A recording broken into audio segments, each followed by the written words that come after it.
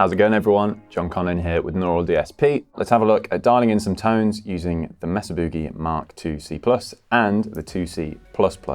What makes this amp unique is that it has a dual cascading drive stage, and this essentially means that both of the channel's distortion stages get stacked on top of each other. And bear this in mind when dialing in tones, but we're going to have a look at everything from the ground up, starting with just the first rhythm channel and then adding on top lead as well. So starting off with just channel 1 on the rhythm channel, I've got everything set pretty much flat. There's a reset or settings preset where you can just get everything nice and flat to start off with. And that's how it sounds. So firstly, I'm going to go over volume 1. This is essentially your input gain. So the higher you drive this, the more input gain you'll be driving the amp with. So if I max this all the way,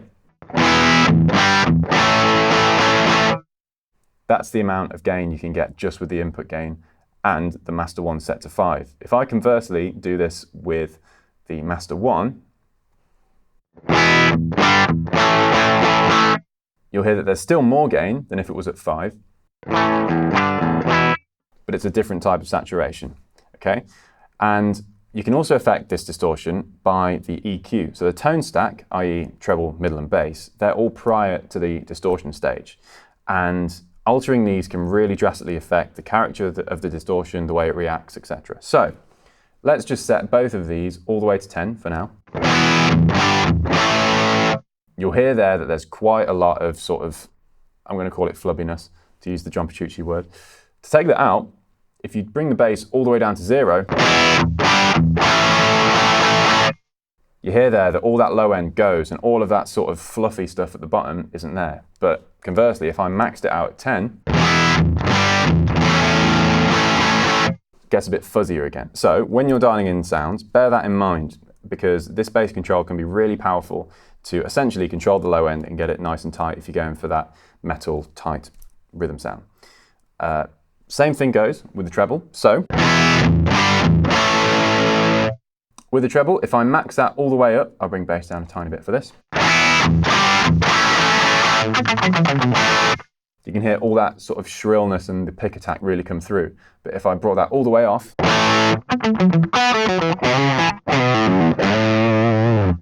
and when that's dialed back, you get that sort of more rolled off, fuzz-ish type distortion. So that's just the bass and treble. Again, you've got middle as well. So if I just center the treble and bass, and scoop the mids completely, and then push them all the way.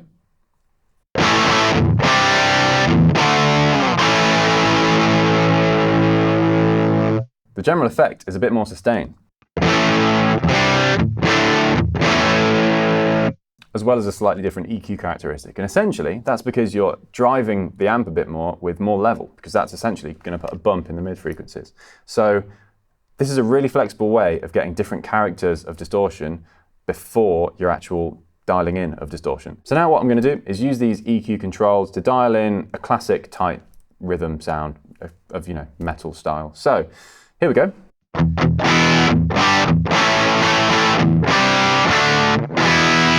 going to bring back the bass a bit and just let's roll it all the way off and see if that's... Yeah, that feels a bit too thin, so let's bring it to 4 maybe. I reckon with more distortion, that'll get a bit too much.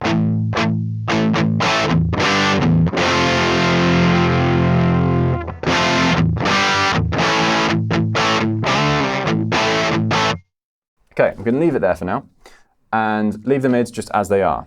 The other thing here is that we've got some push-pull controls on some of these dials. So with volume 1, if you pull it out by clicking pull bright, that's essentially going to add some high frequencies in. And this becomes more subtle as you raise the value of this dial. So if I have it low and have it pushed in, if I then click it in, you'll hear some high frequencies come in.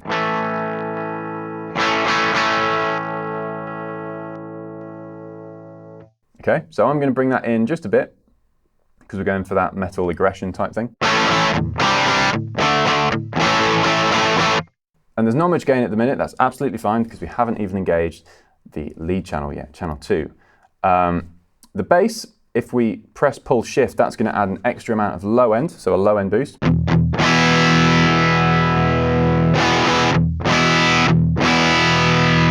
Again, I don't feel like I want that at the minute. We haven't got to the EQ section yet, but I'm just going to leave that out for now, and I can always bring it back in later if I want it. The middle doesn't have a push-pull. So master 1, pull deep. Again, this is just going to be another low-end push.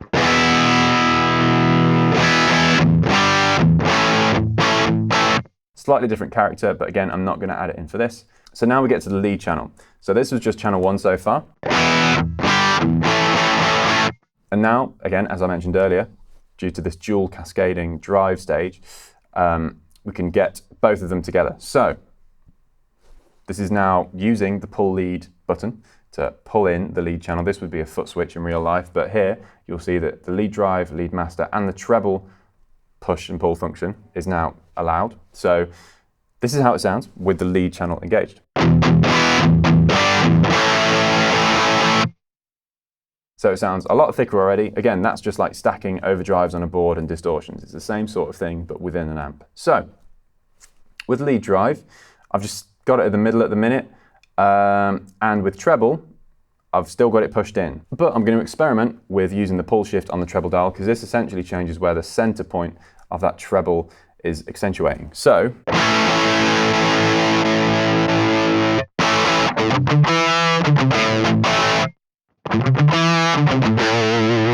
I'm going to bring it in because I find that kind of more mid-range thing something I like.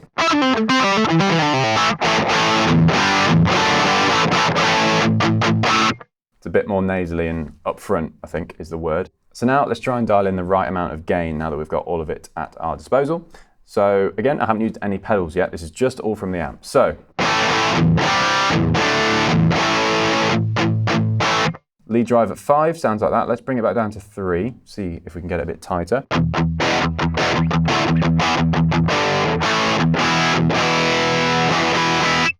I feel like that's rock amounts of gain, but I think for metal we need a bit more.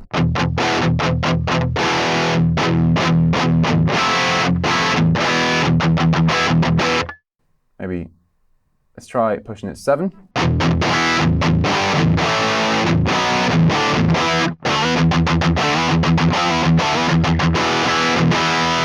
Let's try 6.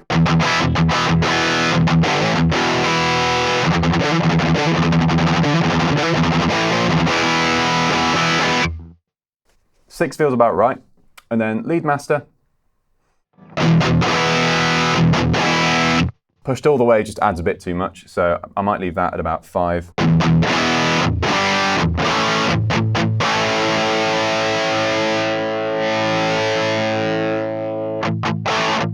Yeah, and bringing it back just takes too much of it away. So I'm going to double click it and center it.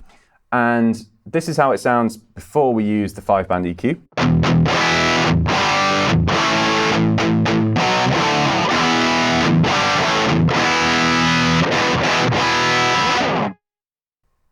So now we move on to the 5-band EQ. So at the minute, I've got this switch in the middle, and this is going to allow it to be engaged. If I had it in EQ out, I wouldn't be hearing any of the changes, and that's just something to bear in mind when tweaking with this. If you've also got the lead channel engaged, you can have it in EQ auto, because that is going to then be applied to the lead channel. But if you keep it in the middle, that means it's always on. So let's scoop out some of the mids, because at the minute we have a bit too much mid-range for metal.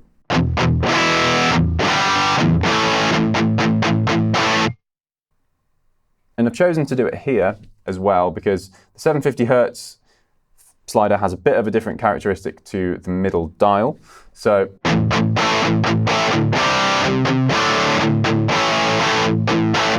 let's see what it sounds like all the way, just to see how much scope it's got. Yeah, so there it feels like it loses a bit of the note definition and gets a bit too scooped. So I'm going to do the classic Dream Theater John Petrucci thing of just above the line. With the other two, I'm going to just contextualize that scoop a bit as if it's almost with a wider Q and bring down 240 and 2200. And that's got rid of the sort of boxiness of this 240. It's carved that out a bit. And then the sort of upper mid stuff of around 2K. Which can get a bit clacky. So bringing that back feels about right. And then Super low end, so 80.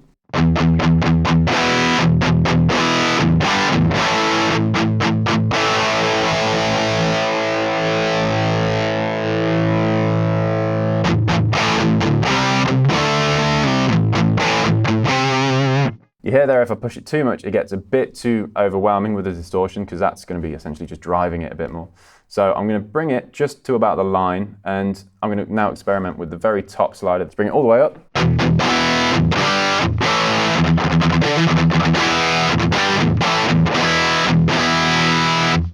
I feel like that's going to be a bit too bright, and it makes it feel like it hasn't got enough low end. So just to balance it out, again, in the middle where it kind of was.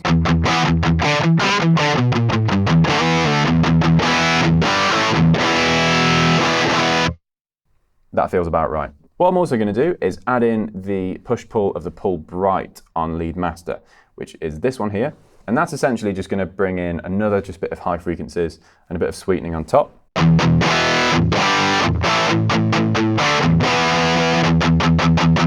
Here's it without. Here's it with.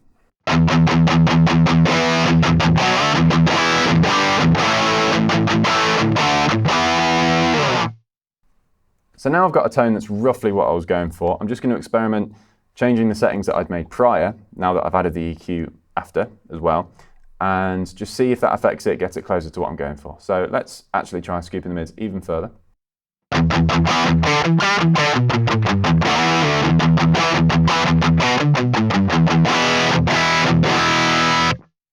See what the bass is doing if I just, for the sake of curiosity. Yeah. So that's really not going to be adding anything useful there, so I'm going to keep it at 3.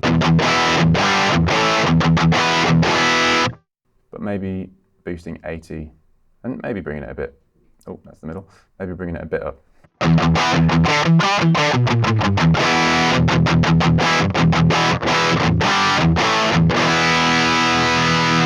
Let's try adding in the pull. Yeah, that's too much of the lows. Let's try pull deep.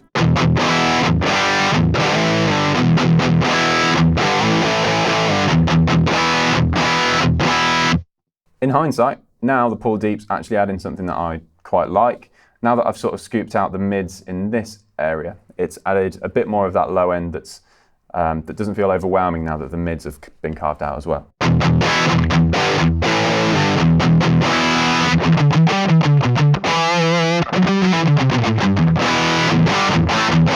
Yeah, and I quite like the sort of chewy character of it as well.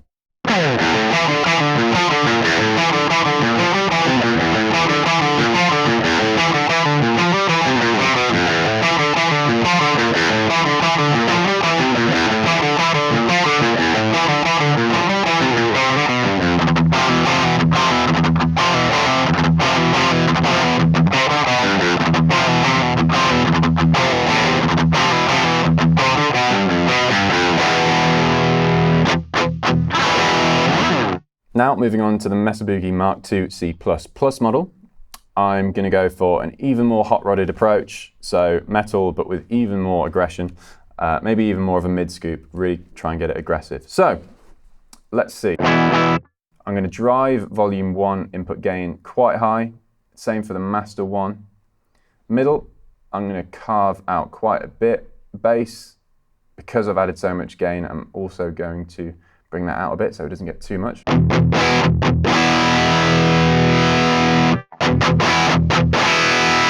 Adding in the treble just to even out the amount of sort of low end that's coming from the distortion.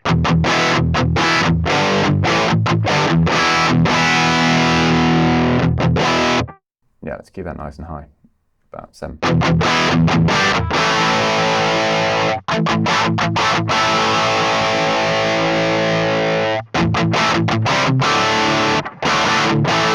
And scoop the mids a bit to about 2. So now let's engage the lead channel.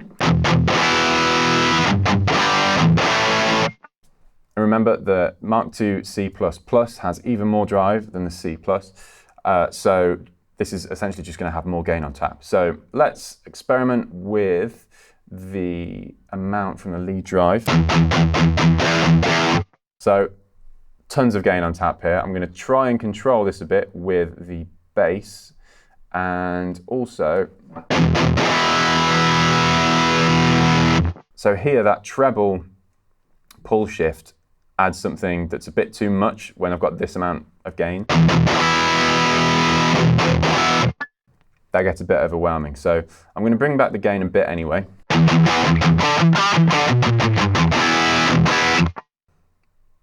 Play about with the lead master.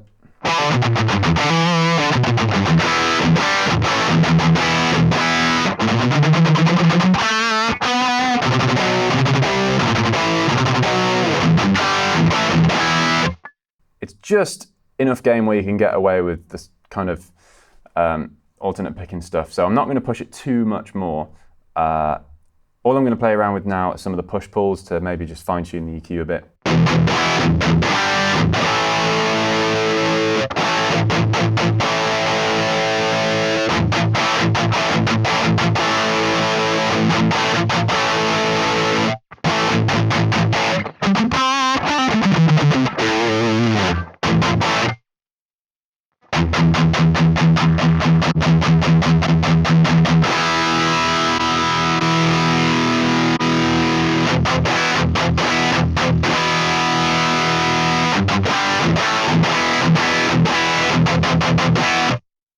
Yeah, so the only one I engaged here was the pull bright, because that's just going to be another bit of top end just sheen on top.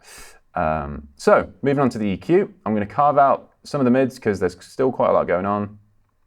Just going to try a similar curve to last time.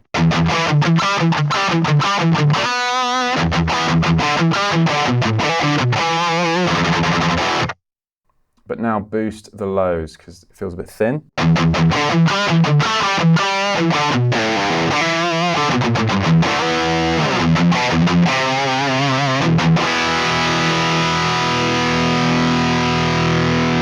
Bringing the highs again, similar EQ curve to last time, but just like more hot rodded.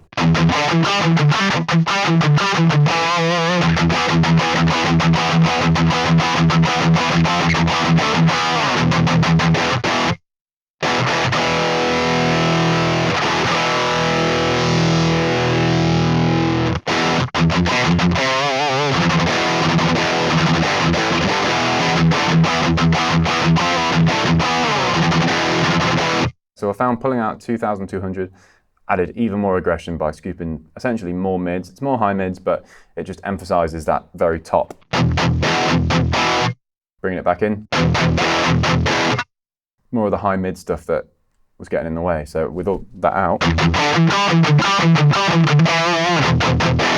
And as the settings on the 2C Plus and the 2C Plus Plus are separate, you can A/B each amp just by selecting them. So this was the 2C Plus.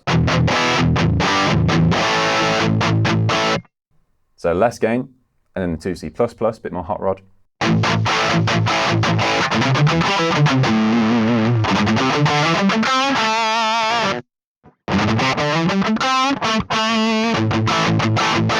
So that's a quick overview of dialing in both the 2C Plus and the 2C Plus Plus from this Mesa Boogie suite and seeing how each of the parameters and controls can interact with each other to essentially create a variety of results from distortion, EQ and character, sag, all of that fun stuff that we like to play around with distortion. And there are plenty more sounds you can get out of this amp because it was used by so many people, but I think the high gain stuff is really where this amp shines. And that's why I went through those sort of tones in this video. Hopefully, this little demonstration has provided an insight into how versatile these amps are and all of the results that you can get out of them. You can try out this plugin for free, as well as all of our other plugins, by heading on over to neuraldsp.com. All that's left to say is I've been John Connearn. Thanks for watching.